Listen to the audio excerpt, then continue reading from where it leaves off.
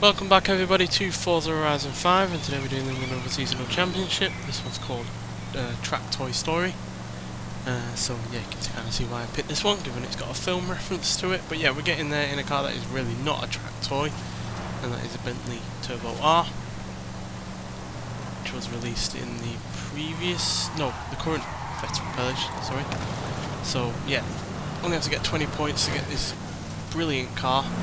Flawed, but still a brilliant car. You have arrived at your destination. This will get you 5 points towards those 20 points. So let's see where we're going to be racing and what we're going to be racing in. So we're up in the desert for this one, obviously, then a bit further to the east, and then one near the Horizon Festival, probably the actual track. So yeah, we've got a brace of cars to choose from. We've got the Aston Martin Vantage GT12, the BAC Mono, the BMW M4 GTS, the Chevrolet Camaro, Chevrolet Corvette Z01, and then the Hot Wheels Copo Camaro, which I think I've left upgraded. And then we've got the Chevrolet Camaro Z01 10E, then two Dodge Vipers, then the Donkervoort D8 GTO, a couple of Ferraris, more special versions of their standard versions, then the Ford Shelby GT350R, which is probably one of the best modern Mustangs going.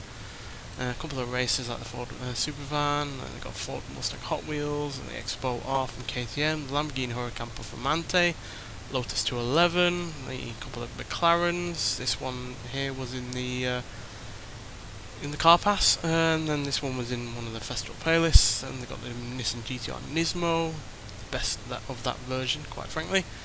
Then the Noble M400, and then a brace of Porsches. And finally the Vool 05RR. So yeah, what to pick? Tempting. Yeah, there's plenty of good choices, quite frankly. I think we'll go with a car that we've not actually raced, and I think we'll go with the 620R. It's definitely a track toy. It's got plenty of power and torque. Doesn't weigh all that much, and yeah, plenty of handling and braking on the go as well. So yeah. Let's see what this version of the McLaren can do. Now, yeah, don't think I've actually raced this before. We have used it on an Extreme Off-Road Silly Bills episode, but I don't think I've actually raced it. So, yeah, let's see what it can do. Now, obviously, this isn't my favourite McLaren by any means. It does feel like a normal McLaren with a big wing stuck on the rear of it, but yeah, still. Let's see if that results in a good race.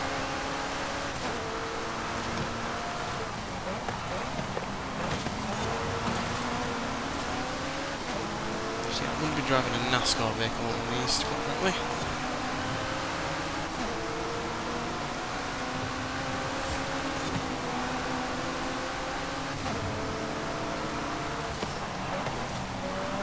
Even though this is far from my favourite McLaren, it's still hardly slow.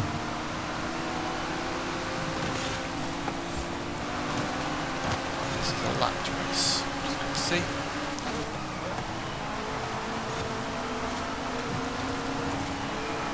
Been getting plenty of online racing in my spare time, particularly in the Xpeng P7, which I'm really enjoying driving online, even if it's nowhere near competitive enough in A-Class, but that doesn't bother me. I enjoy being in underdog vehicles. I do it in the same in B-Class, for instance, with the likes of the Oldsmobile Tornado, because at the end of the day, if you don't win, then that's no real surprise, because you're in a car that's not competitive. But if you come in a podium position, or once in a lifetime actually win, then that's real satisfying. So yeah, you feel like you really worked for that position. Unlike some people who go for the standard cars that are known to be quick in that class on those kind of tracks. So yeah.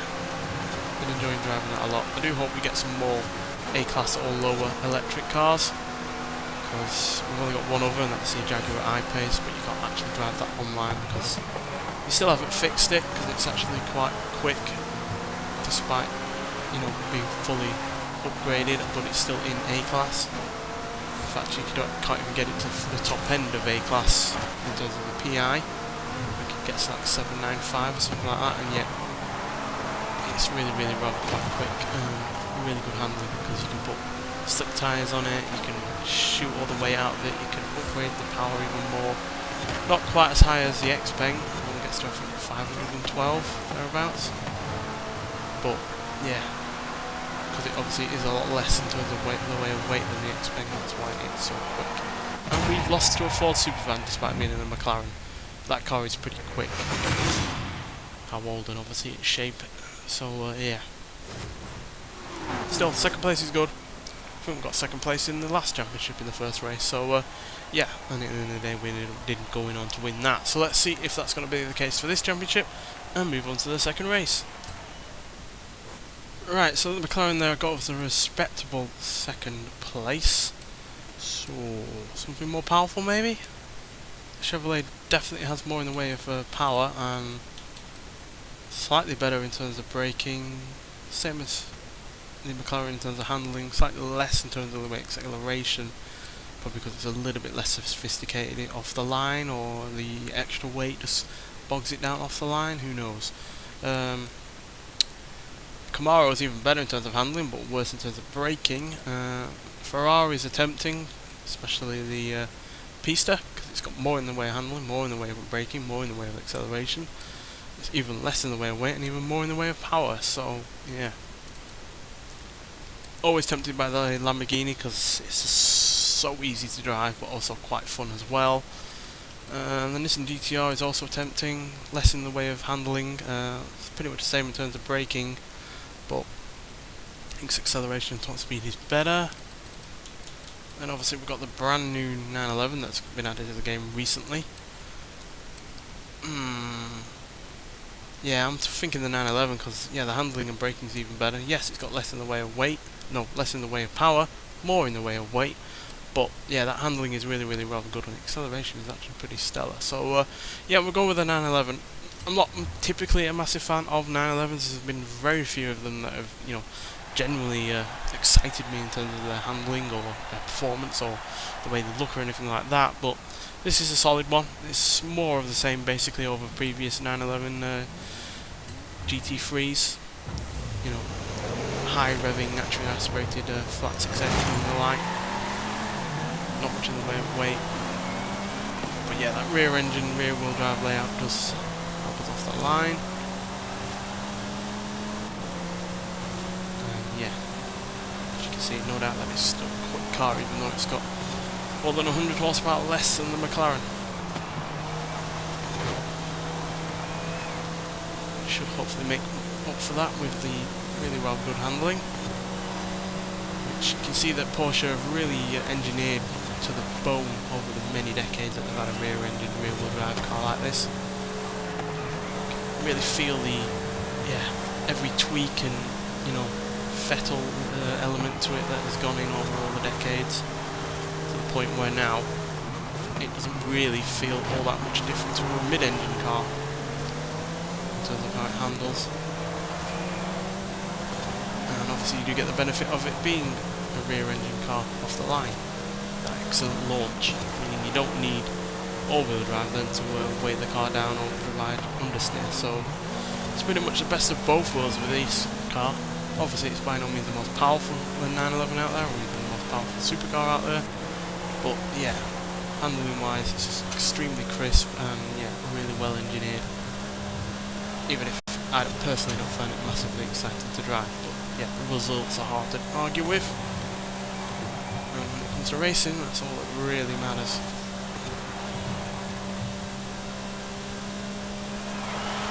So yeah, I am glad that they put this version on the game. I think it was via the festival playlist a while ago. Yeah, the tail can come out at times, but you really have to be pushing it and encouraging it to slide out to get it to slide out. Every other time it's pretty much on the nose.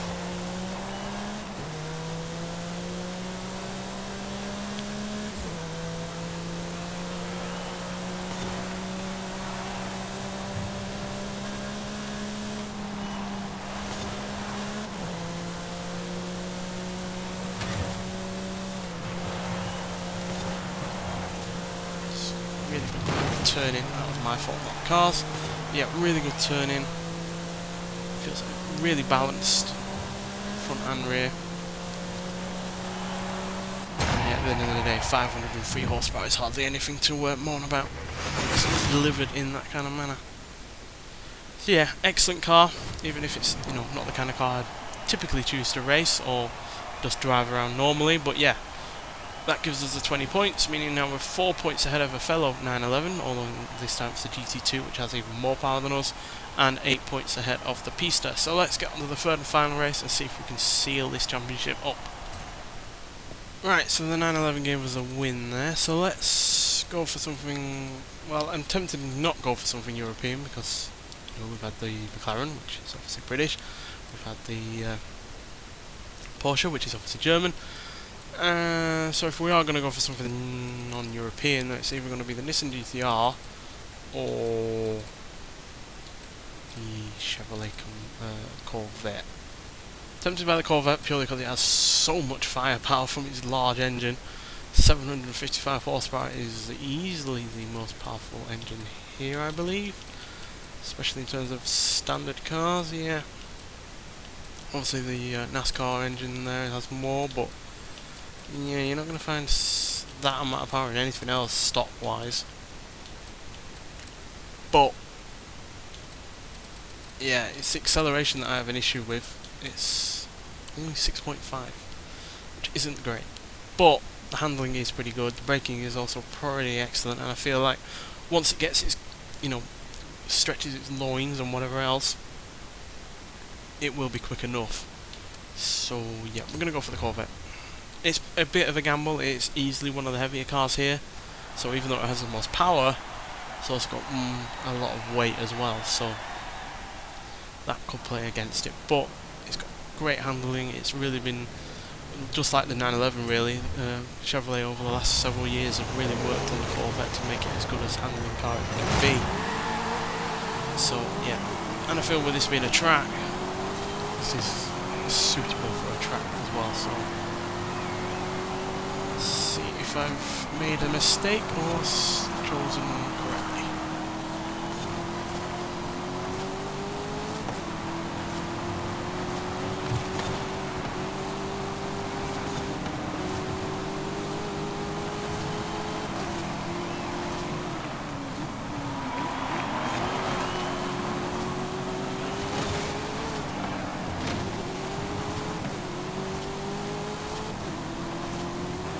The acceleration figure doesn't seem to be ringing true here. We're holding our own for now. Yeah, that amount of power is just hard to argue with, even with the amount of weight it's got going on.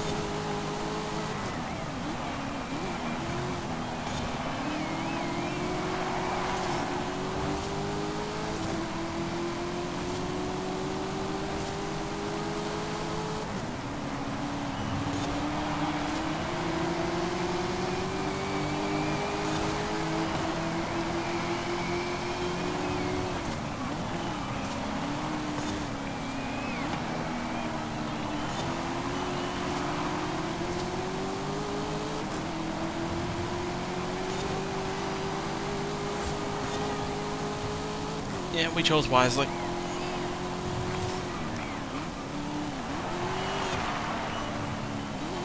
Never just see stats on these games that, you know, you need to really look at. At the end of the day, driving the thing will give you a good indication of what it's like, more than the stats ever will.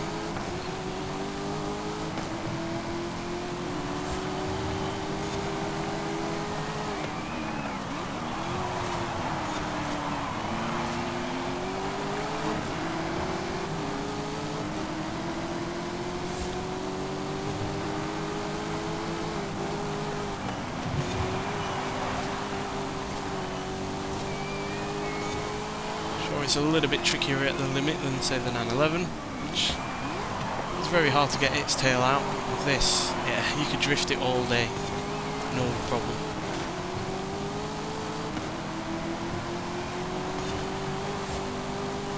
Once you get up to speed, that rear wing is definitely working overtime to keep the car in check. It's just out of corners and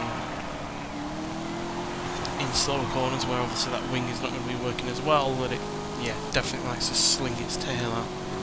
But it wouldn't really be a true Corvette if that wasn't the case.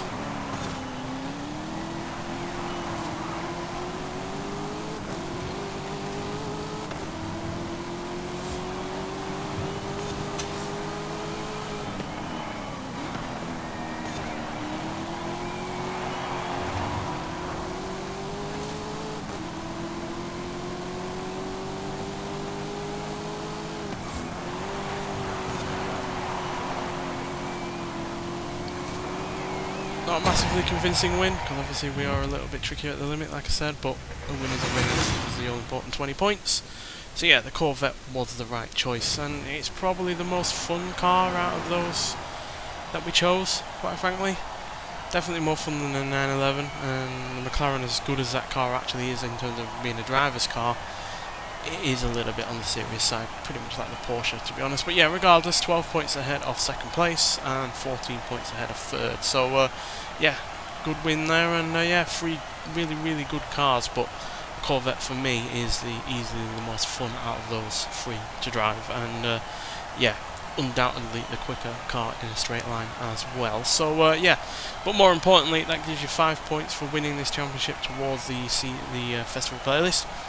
Meaning you're a quarter of the way there towards getting the Bentley that we're in at the beginning of the episode, and you're also, what, 1/8 of the way towards getting the MG3, which is the 40-point reward car, and you're nearly 10% of the way towards getting the the Audi e-tron, which is in the series overall, which is 80 points. So yeah, hopefully I'll get my hands on that in the next season, because can't get more than 45 points, I don't think, per season. So yeah, I'm gonna have to wait until the next season to get that car, but it's gonna be well worth the wait, and yeah, doing this championship is one step closer to that. So yeah, nonetheless, thanks for watching, and I'll see you with the next one. Bye.